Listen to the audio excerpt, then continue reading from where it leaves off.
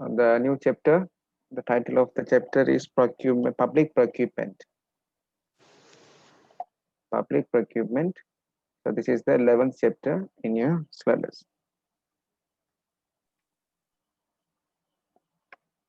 So what is procurement? So when we get the meaning of the term procurement in Oxford Dictionary, it simply says to obtain, to acquire or secure. Mean in our term is called, we are going to purchase, no?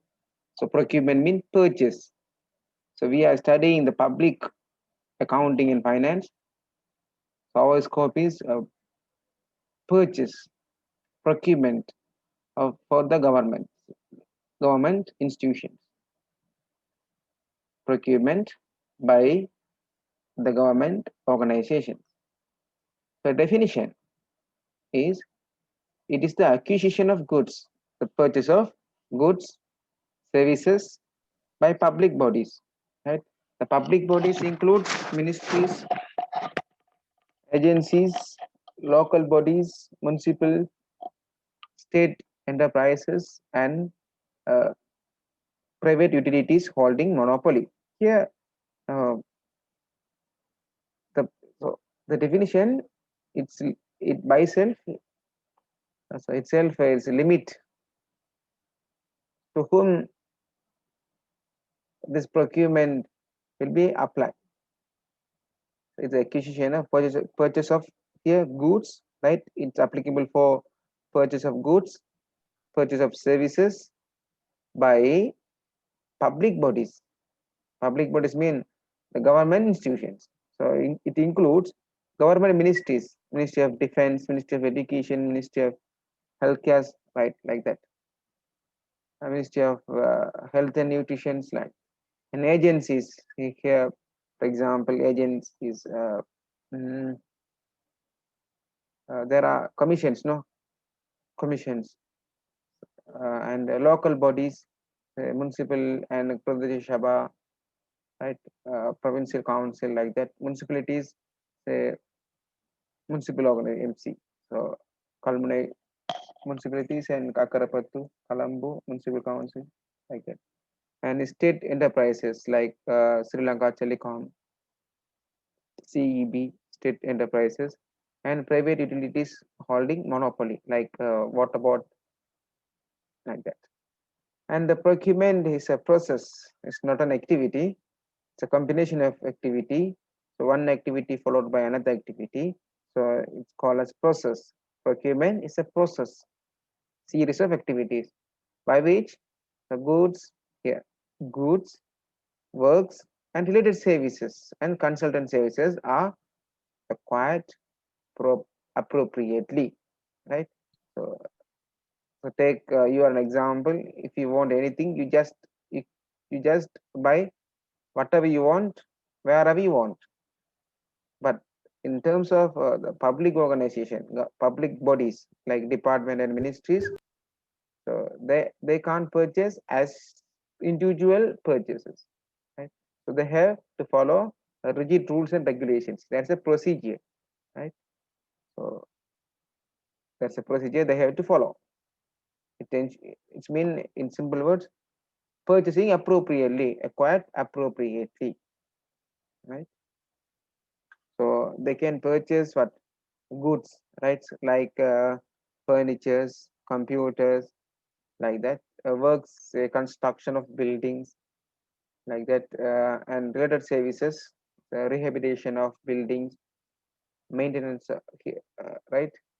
And consultant services. Consultant services include architecture services, right? And many things we are going to discuss later, right? Until are acquired appropriately. So whatever the government purchase, they have to purchase appropriately. Appropriate mean they are not violating rules and regulation of the government regarding the purchase. They have to follow the procedures, proper procedures. So Categories of items procured. So what are the items can be procured? It can be divided into mainly three categories, right? Categories of items produced, procured, not produced, procured, purchased categories. Goods. So goods mean the physical items like means commodities, raw materials, products, equipment, and other physical objects of every description, whether in solid, it may be in physical form, it may be in the liquid like water, petroleum, like that liquid, or gaseous like gas,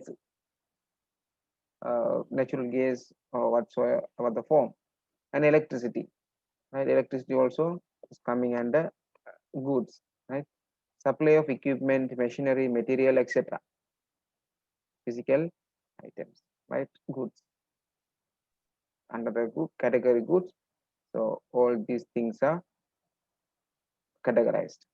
And works means the all activities associated with the construction, right? Construction of building, reconstruction, it's mean repairing, right? Reconstruction, demolition, they're going to destroy fully, right? And repair or renovation of a building. Renovate mean uh, so the entities use the building for a long period of time. Now it's a time to renovate. Mean uh, they make it into new version, right? Like that. It's called renovation. And structure associated activities. They're going to change the structures, such as site preparation. They want to clean the ground, the area, site preparation, excavations,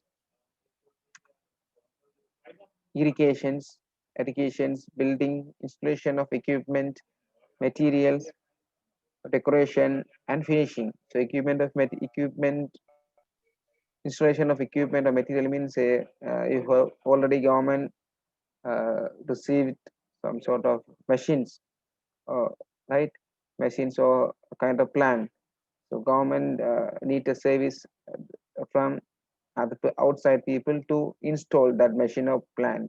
That time they have to call for a, they have to follow rules, procedures. So that's also coming under works, right? Works and decoration and finishing. So in the government organizations, facilitations, and some sort, for example, our university uh, called what called graduation ceremony. During that time, they want decoration. No? Then Independence Day celebration. That time also need decoration. So that kind of things coming under the category called works. Right. First one is good. Second one is work. Some in our term we talk about contract. We are getting contract. No, this works contract and services. Services can be divided into two: consultant services and non-consultant services. Consultant services mean so white collar job like management consultant services, architectural designing, right? IT services, IT consult advice, no? Kind of advice services, consultant. And also the government organization receives services such as cleaning services, security services, transportation services. This kind of things are coming under non-consultant services. Non-consultant services, right? Consultant services. It means the services provided by the consultants, right? Services are provided by consultant of intellectual and advisory nature. Like they should be the person or the organization provide the consultant services. They have an intelligence, right? They are intellectuals and advisor in it. Intellectuals mean to get that kind of knowledge experience, they have to uh, pass or they have to have proper certificates, license. So for example, uh, architecture services, engineering service. So to provide that kind of services, they have to have a license. Chartered accountants, they can provide financial services, financial advisory services, right? And the legal services, legal advice, right? Preparation of a constitution to the organization by law. So it's kind of services from taken from the people from outside. These are coming under the consultant services. In terms of universities, universities sometimes get advice when preparing new syllabus, new curriculum. So they want to establish new faculty, new department. That time they're getting services from people from other professors, other university professors like that. So it's called what? Consultant services. It's an intellectual and advisory nature in wide range of activities, right? Wide range of activities such as policy advice, institutional reforms. They want to change the institution's culture, institutional right structure like that. And management services, engineering services, architectural services, construction supervision, and financial services, procurement services, social and environmental studies, and identification, preparation, and implementation of projects. So for this kind of things, the government organizations need service from consultant service from outside. That time they call for consultant services by the government. Specialized expert services with non-physical output such as studies, design, studies, for example, research, designing of the organization, designing of any procedures, right? It's all coming under the consultant services, right? It's consultant is a service, but it should be in intellectual and advisory nature. And also another category coming under service, that is non-consultant service. Non-consultant service, it means simply any service other than consultant services, right? So means services other than consultant services. Non-consultant service mean any service other than other consultant services. Example, transportation, right? Training, data collection, secretarial services, delivery. So for example, the DS office, right? The people from the divisional secretariat want to visit a training program at Colombo, and they want a transportation service, so they can hire a van or the bus to go to participate the Colombo meeting. And school need books, right? Textbooks from the Department of Education. So they can education department can send the book, can deliver the textbook to schools. So that time they want a transportation service. So that saves that kind of service coming from non-consultant services. The cleaning services, security services, they are not in an intellectual or advisory nature, right? So that sort of services coming under non-consultant services. And there are 6R, the 6R rights. Yeah, 1, 2, 3, 4, 5, 6, 6R. The 6R, 6 rights, the 6 rights of good procurement management. There are 6 rights, right? Rights mean a correct one. Right? When government decided to procure anything, they have to care about these 6 rights. First one, right method. The government should choose the right method of getting any services or any goods or any works. Right? So procurement may be goods, works, and services. Right. So these are the major 3 categories. Right? So when they get this kind of anything of this, they have to follow the right method of getting the things, and they should get the right quality when they procure anything. they have to ensure they are getting the right quality of product, right quality of service, or right quality of works, and the right quantity. And government procurement should ensure that they are getting right quantity and the right price, appropriate price, right price. They are getting whatever the thing, service or the works or the services, they are getting at right price, and they are getting at right source, the right person, the right people, right organization. They are getting from it from the right organization, and they have to ensure the government procurement is done at right time, not before or not after, not late, right? So these are the right six rights of good procurement: right method, right quality, right quantity, at right price, at right source, from right source at right time. These are the six rights of good procurement management. Right.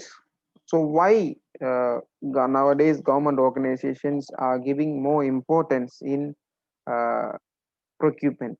Is procurement for government organization start from the ancient periods, right? But now the government has improving the procurement procedures. So why? So, so among there are many reasons.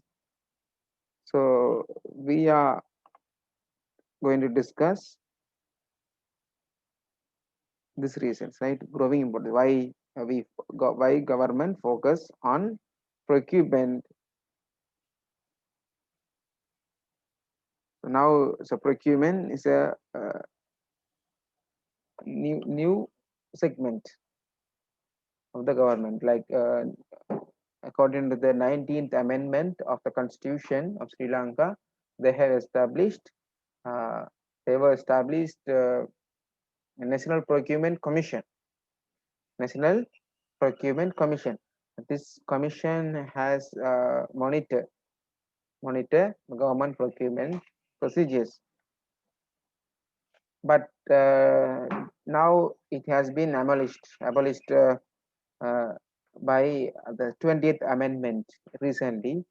So when you visit the website National Procurement Commission, they have clearly mentioned the commission has been abolished due to the 20th amendment. So the power already vested to the commission again transferred back to uh, the cabinet. The growing importance. Why the government giving more importance than earlier? So it is due to the trade agreement. Trade agreement such as WTO, World Trade Organization, GP, Government Procurement Agreement. Right, the government has made an agreement to the World Trade Organization's procurement agreement, and NAFTA, North American Free Trade Agreement, North American Free Trade Agreement. So Sri Lanka has made an agreement with them, and also they have made an agreement with Asian Pacific Economic Cooperation, Asian Public Economic Corporations, Asian Public, Asia Public uh, Economic Cooperation, and multilateral and bilateral donor agencies. Multilaterals mean there are many, right? Bilateral means two ways, two between two countries. Multilateral means many, multi. Donor agencies here, World Bank, IMF, like that. Require a set of transparent. Transparent mean what? It should be crystal clear, right? Transparent. It it is not basic. It is not be in a secret manner, right? That's called transparent. So these NAFTA, right? The WTO, APEC, and the other World Bank, IMF agreement, they are requiring a set of transparent, clear-cut procedure and those and non-discriminative public procurement. Not discriminating means it's common for all, non-discrimination, right?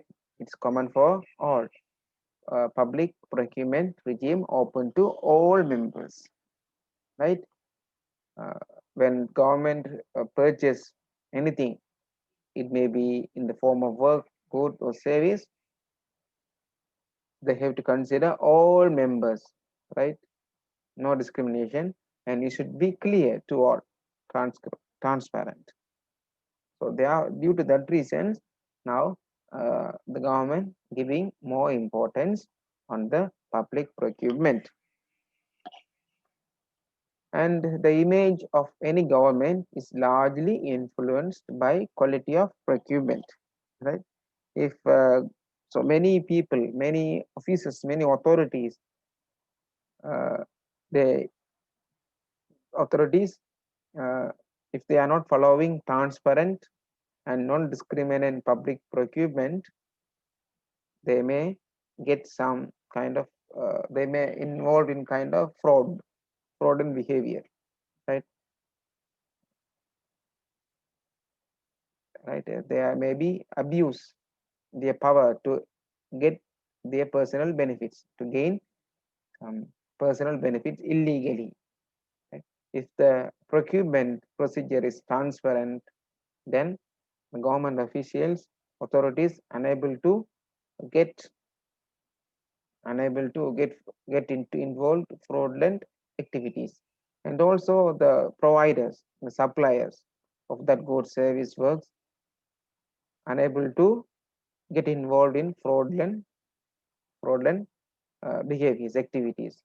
So that's why it needs transparency. If there is transparent and non-discriminant public procurement things, it's mean the government is quality one. Government is quality. There is no fraud. So objective of public procurement. So what the main objective is to uh, purchase the get the items from the general public, from the people at the right. We have discussed the six rights. The government should get the things which is fit for purpose at most advantageous term of the government, right? So when we right, so the primary objective is to support the government's economic, right? To support the government's economic and social development program. So now government has implemented many things under economic and social development program by ensuring that client agencies and public client agents mean uh, the government agencies and the public mean the people, obtain procurement, right? Procurement that are fit for the purpose at the most advantageous terms to the government, right? Most advantageous terms to the government. This means they are ensuring the six rights. And other objectives of the public procurements are optimal usage of public funds, right? Optimal usage of public funds, no waste, efficient usage of public funds, and the value of money.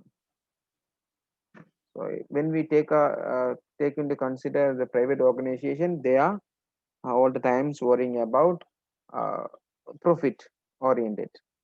They are profit oriented, but the government is a non-profit, right? Non-profit body, so therefore they have to care on value of money concept, not the profit concept, value of money concept. So each rupees spent by the government should have a value. So that's called value of money concept. So fitness for purpose, right? When government purchase items from those people, those organizations through the procurement, that items should be fitness for purpose. Fitness for purpose can be usable one, and all of life cost, right? Owning and operating cost here, all of life cost, and a fair market price. It should be purchased in the fair market price, not higher or not less price. A timely delivered, whatever they have to get the items at appropriate time. Timely delivery, timely delivery, and post delivery support. For example, when government purchase anything, so it may be called repair, right? Repair. Then, in case of that situation, the supplier of that item should give uh, that kind of repair services. That's an example for post delivery support. And effective warranties. Say many government organizations purchase computers, right, AC and other plan, right. So when when get the repair, they want to get the effective warranties. And efficient purchasing process. Efficient purchasing process means uh, the amount of money spending to get procurement should be economic one, efficient one, right? Efficient one. So for example, to purchase of an stapler, it may be cost of 250 rupees, but to implement that purchasing process, they may spend 500 rupees. Cost of purchasing is 500 rupees, but the value of item is only 250 rupees. It is not an efficient one, right? So they have to ensure these things. The primary objective is they have to ensure the items are fit for the purpose at the most advantageous terms of the government. This is the primary objective. Then other objectives are optimal use of public fund and value of the money concept. And other objectives, when we talk about other objectives, it should be the lower cost and maximum benefit. Lower cost and maximum benefit. Government should purchase items at lower cost. At the same time, they have to get a maximum benefit from that. And uniformity. Uniformity means the procedure should be common for all organizations all the time. Uniformity, adherence to prescribed standards, common procedure, right? For education department, the same procedure will be applicable for the railway department and the health department, like that. Uniformity of procedures. And it should be open competition process. Open competition process. It's not uh, when government want anything, they not follow, they not buy from the person who uh, uh, may familiarity with them, right? So, but whatever the things the government needs, they want to advertise publicly, and it's become a competition, open competition. It's not a secret purchase, and that's why you can see that there are many advertisements in the newspaper calling for invitation. So, not calling for invitation, invitation for bid. They're calling for bid. And transparency and openness. Transparency, no? It should be the clear manner, transparent. There's no secret. And openness, accountability, right? Responsibility, no? Accountability. And fairness and equal opportunity to all eligible bidders. So when government decided to purchase some item or any items, they have to advertise in newspaper. Then all the people will get the opportunity, equal opportunity to get the chance, fairness, right? There is no favoritism. The government should ensure that there is no favoritism when they are making procurement, fairness and equal opportunity to all eligible bidders. And expeditious execution. It's not to be slow one, right? When government need anything, they wanted to buy the item at right time. There's no slow, right? Speed process. Confidentiality. Every time they have to keep confidentiality in the documents. Right? It's a competitive one, no? So no, the official should keep the documents very confidentially. And built-in accountability. They have to build. So there are many people involved in purchasing of items. So, so each, and also the procurement processes passes through many steps. So all the steps, government officers are appointed for that. So all these people should be accountable to their steps of the procurement, and reduce scope for corruption and abuse. Reduce scope for corruption and abuse. So why government issues the guideline? Why the government should more care on the procurement? Because of there are many chances to get involved in corruption and abuse of the authority.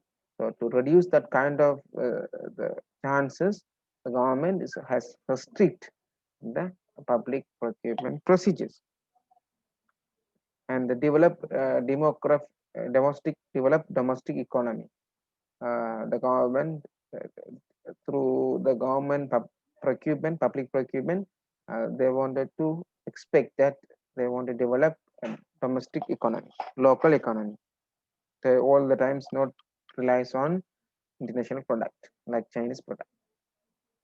They want to they want the government or most of the time expect to purchase to uh, develop domestic economy, local economy, and complement other public policies, right? So government having policies. So the procurement policy should be a complement of the other public policies. Objective for public procurement process. So public procurement process should ensure number one, maximizing economy. Economy means productivity, productivity at lower cost. They have to get the maximum benefit. With the lower input, they have to get the maximum benefit.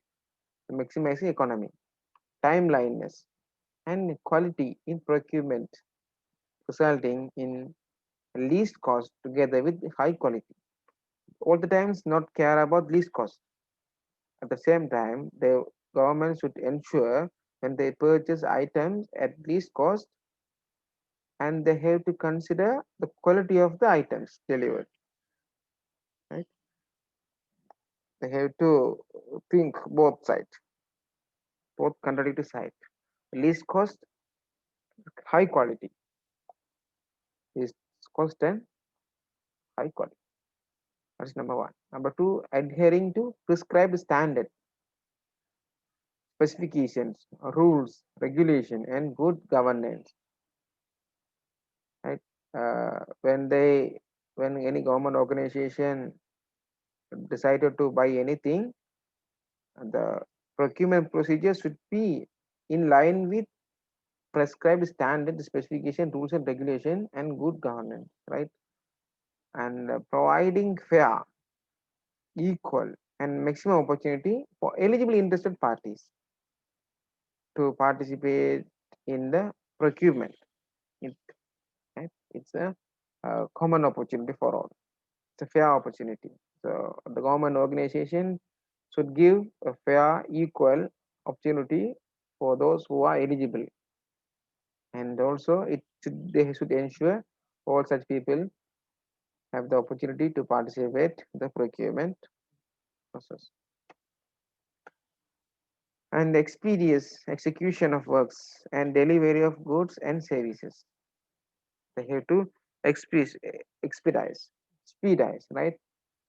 Expeditious execution of works and delivery of goods and services, and compliance with local laws and regulations and international obligations.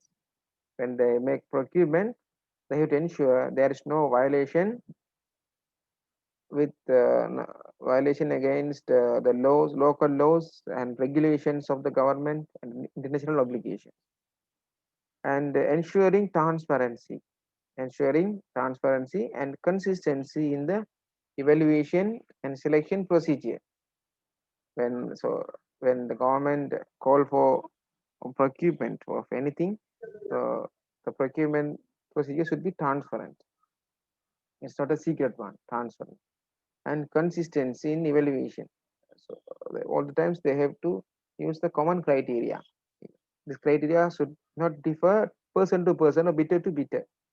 It should be consistent, at ensuring transparency and consistency in the evaluation and selection procedure, and retaining confidentiality of information provided by bidders. So it's a competitive bid, no competitive bids.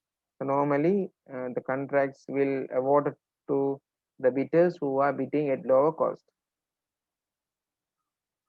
It's very competitive, right? If say for example a person bid for 100 rupees, another person bid for 99 rupees. So the second person can be awarded for that 1 rupees difference, right? So it's a very competitive one. So retaining confidentiality of information provided by bidders, and ethics in procurement. Ethics, so good behavior, that's called ethics. Good professional behaviors. uh, Ethics in procurement. Confidentiality. Number one, confidentiality. So parties associated with procurement actions, namely the supplier, contractors, and officials, shall ensure that they are maintain strict confidentiality throughout the process. For example, the subject clerk may know the bid prices and who are the people, who are the contractors bid for that procurement, and how many bids has been received. This kind of information the subject clerks may know very well. So the subject clerk should maintain strict confidentiality of that information. They never disclose that kind of information for the bidders or other officials. So they have to maintain strict confidentiality, secret. No, they have to maintain the secret of the procurement. And corruptions, fraud, fraudulent activities, corruptions. The officials involved in a procurement action shall not abuse their power, right? Not abuse their power. An official who abuses one's position in a procurement action to deserve benefit for oneself, right? Personal benefits. If the officer act to get the personal benefits for one's close family or family associates, right? It may be for himself or to his close family, or sometimes he may be associated with his family, and his business would be deemed to be engaged in practices. Corrupted practice. For example, if I'm head of the department, I am running a shop business. From that shop, I supply items for my department. It's a corruption. Or my brother or my close family members running a small shop. So I'm head of the department. All the most of the procurements come from taken from that shop. Right? This kind of thing called corruptions. And conflict of interest. Conflict of interest mean here uh, officials shall declare that they shall remain without a conflict of interest throughout the process. Should such compromising situations arise, the official shall declare his or her interest and disassociate himself or herself from the process. So, for example, uh, uh, right, I'm head of the department. My brother is running a business which is stationaries, providing stationaries. When I call for a bid, my brother a bid also a bid for that procurement, and that time as a genuine, as an ethical author officer, I have to disclose here one of bit coming from my brother. So I cannot involve this kind of procurement anymore. So they have to disclose, they have to declare, right? And no gift or inducement to be accepted. So when they do the contract, the example, supervising officer, certifying engineer, getting some gift from the contractors. So for the road construction, right? If I'm appointed as a supervisor to certify the payment on quality of product, quality of the road. So when I visit there, the contractor gives something. So they are giving some gift, right? So this is also the accepting that kind of a gift is not an ethical things, right? Ethical manner. Officials shall refrain. They should avoid from receiving any personal gain from any procurement action. No gift or inducement shall be accepted. Suppliers or contractors are liable to be disqualified from the bidding process if they found offering any gift or inducement which may have an effect of influencing a decision or impairing the objectivity of an official. Right? So as I have the head of the department, I have the power to decide from whom we are going to get the item, contractor. I have the power to decide who is the contractor to whom I have to award the contract. So that time, if I receive any gift from them, so it is not ethical behavior. So misprocurements means so it's involving the loan agreement, right? Misprocurement, misbehavior, like misbehavior is misprocurement. The goods and works have not been procured in accordance with the agreed provisions in the loan agreement, right? Most of the times, the, it's come with the loan agreement and further elaborated in agreed procurement plan are generally called as misprocurement. In such cases, the bank will declare misprocurement, and it is the policy of bank to cancel that portion of the loan allocated to the goods and works that have been misprocured. The bank may, in addition, exercise other remedies provided for under the loan agreement. So even once the contract is awarded after obtaining no objection letter from the bank may still declare misprocurement if it concludes that the no objection was issued on the basis of incomplete, right? Submit they are supplying incomplete or inaccurate wrong information or misleading information furnished by the borrower, or the terms and conditions of the contract had been modified without bank support. So this is misprocurement. And the fraud, forms of fraud and corruption in the procurement practices. The World Bank has defined the following forms of fraud and corruptions in procurement practices, which are commonly prohibited, right, in any public procurement actions. Number one, corrupt practice. Corrupt practice, its mean is offering or giving or receiving or soliciting directly or indirectly of anything of value to influence improperly the actions of another party. Corrupt practice means they are, right, the exchanging gift, bribery, kind of bribery. Each others are getting gift or getting receiving or giving gift. So it may be influence the decision of the procurement process. So that's called corrupted practice, corrupt practice. And fraudulent practice. Fraudulent practice is any act or omission, negligence. Sometimes it may be the negligence of duty, fraud, including misrepresentation. That knowing that knowingly he knows very well, right? It goes wrong, but the officer not get any actions against that activities, or recklessly misleads or attempt to mislead a party to obtain financial or other benefits to avoid an obligation, right? So the supervisor, right? The road process, road contract construction process is going on. Road contract is going on, but the certifying officer engineers are not care about that. He's not taking care anything whether they are correctly doing or not, right?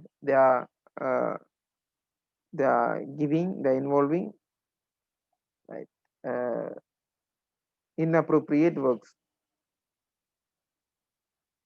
right? They are using lower quantity, lower quality of cements, lower quality of concrete, but the engineers are not care about that, right? They are not get any actions against them. So it's a fraudulent practice. It's a fraudulent practice. And collusive practice. The people are come together, right? People are come together to do something in a legal way. Collusion practice is an arrangement between two or more parties designed to achieve an improper purpose, including to influence improperly the actions of another party, right? So we know that the procurement procedure is passes through several steps, several officers. If one officer is very tight and very closely monitoring that, it is very difficult to make fraud. So what they do is they are compromising all the parties, all the officials are come together and they are decide they have decided to make fraud. So nobody can avoid that. So it's kind of behavior is called collusive practice. And coercive practice. Coercive practice means impairing or harming. So it's kind of giving warnings. If you are not signing, I will kill you. This kind of statements are given by the people. At coercive practice, warning, right?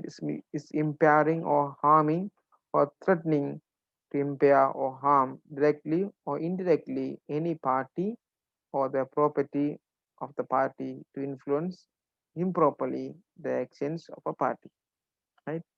So sometimes the contract award given to person X, but the person Y want it. Then person Y give warning to Mr. X. So leave from this contract, right? And sometimes the contractor may give warning to the officers of the department, or head of the department may give warning to you are you just leave from the competitive process like that. So warning, right? And obstructive practice. The obstructive practice is deliberately, purposefully destroying or falsifying, right? Altering or concealing of evidence material. They are destroying the evidence material to the investigation or making false statements, making false documents to investigators in order to materially impede an investigation into allegation of corrupt, fraudulent, coercive, or collusive practice.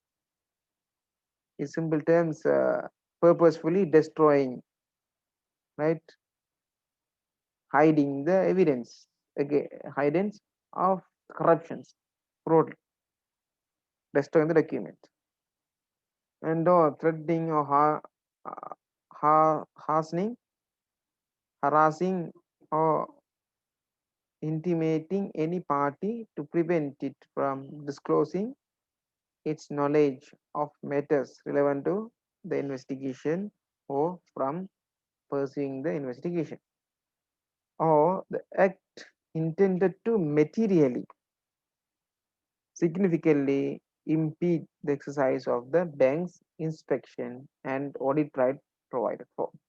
So these are the things,